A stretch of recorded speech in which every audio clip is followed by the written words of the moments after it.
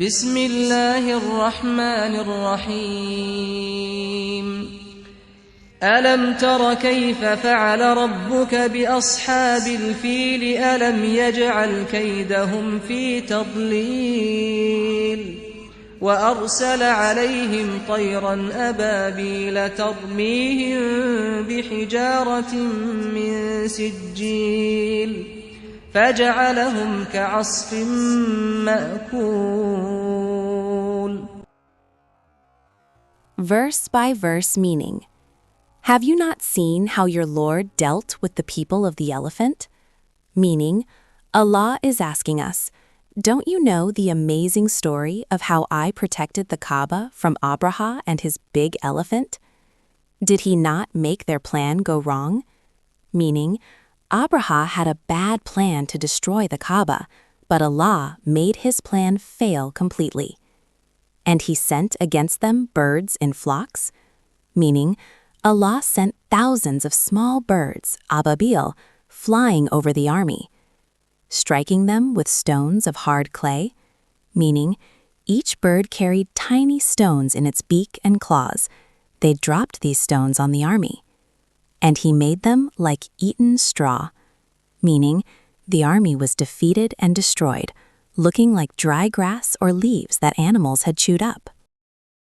I want to tell you an incredible story today. We're going to journey back in time to witness this legendary moment. A story where a king's massive army goes head-to-head with a power that just cannot be moved. This is the story of the elephant.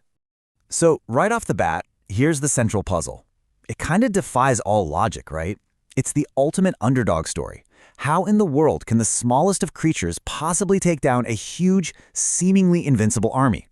Well, let's dive in and see how this incredible event actually happened.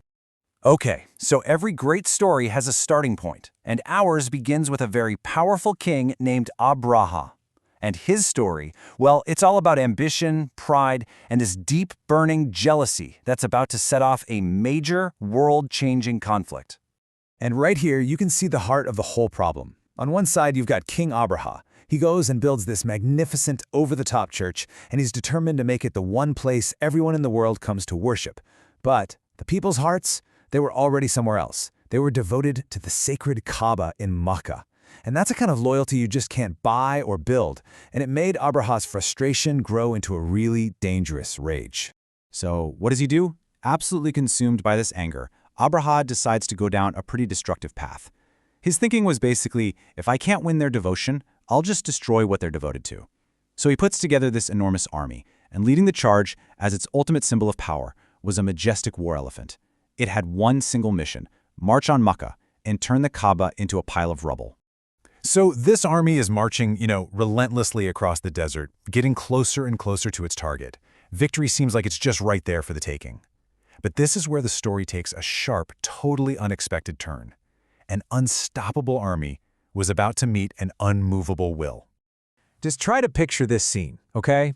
The soldiers are all hyped up, the city is right there in front of them, their goal is just within their grasp. And then, the very symbol of their power, that lead elephant, just comes to a complete and sudden stop. All that momentum, all that confidence, poof, it just vanished in an instant. And it didn't just stop, it actually knelt down. The soldiers were completely baffled. I mean, they could get the elephant to go in any other direction, left, right, backwards, no problem.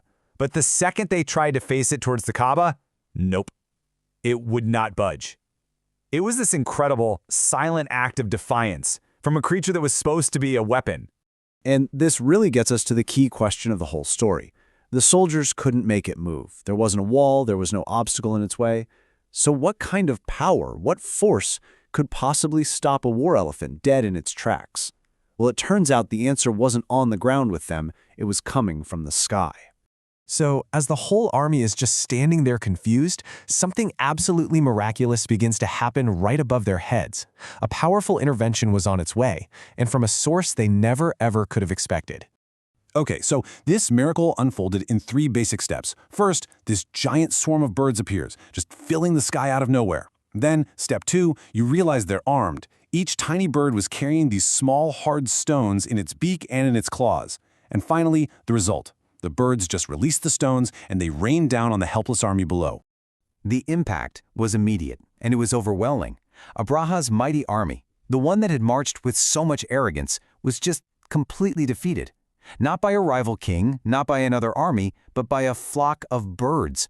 The soldiers scattered. Their mission was a total failure, and they were forced to just run for their lives. So in the aftermath, when the dust settled, the invading army was gone. The threat was just neutralized. And the Kaaba, the whole target of all that rage, was standing there completely untouched, almost glowing in this peaceful, divine light. It had been protected. What an incredible story, right? But its true power, the reason we still tell it today, lies in its meaning. So, what does this ancient event really teach us about the nature of power? Let's break it down.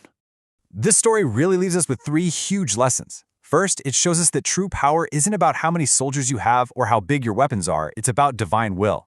Second, it's a powerful sign that sacred places and people are under divine protection. And finally, it's a timeless reminder to be humble. Just because you're strong doesn't give you the right to oppress others. Really, if you take away just one thing from this whole story, it's this.